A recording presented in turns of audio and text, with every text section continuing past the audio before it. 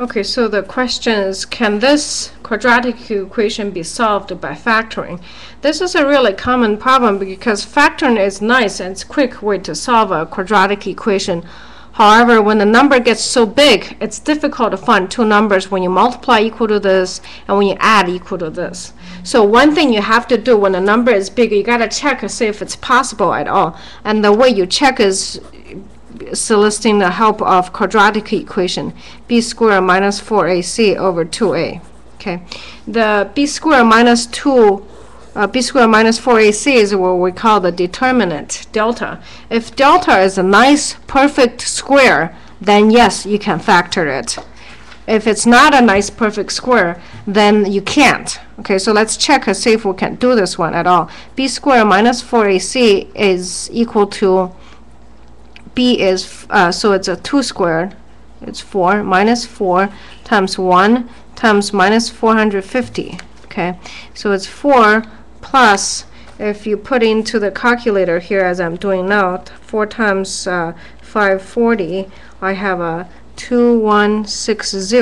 Okay, let's plus 4.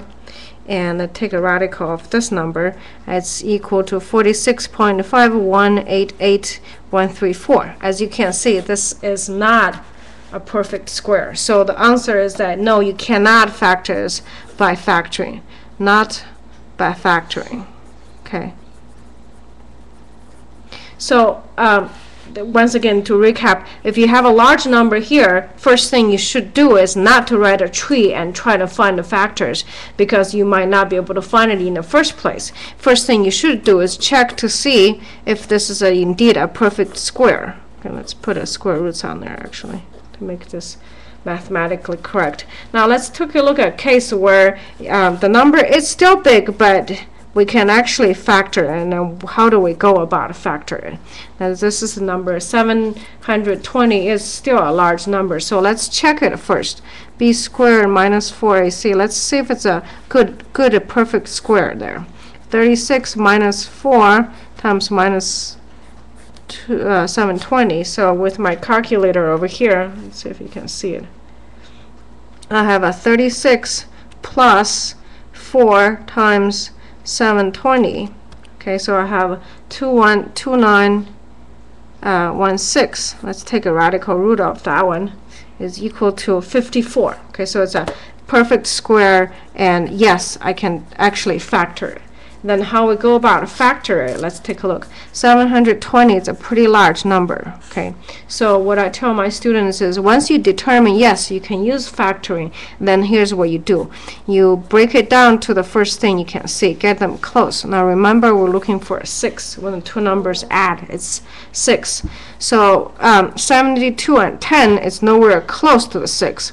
In order to get a large number multiplying and add it to a 6, we need the numbers to be relatively close to each other. Okay, so what if we break 72 to 8 times 9, and then I'll have the 10 over here. Now you see the factors. I have 8 and 9, so I can make a 80, I can make a 90. Okay, that doesn't quite get where I need to do. And what if we put the 8 here?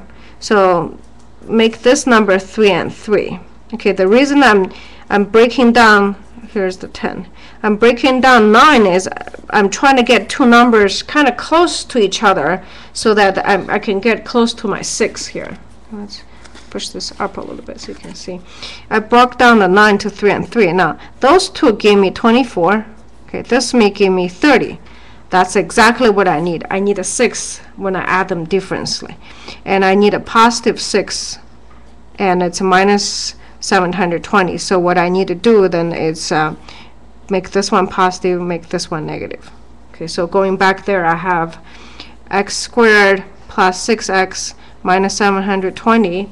I can factor that into x minus 24, x plus 30, which is really easy to solve. Okay, have a confident day.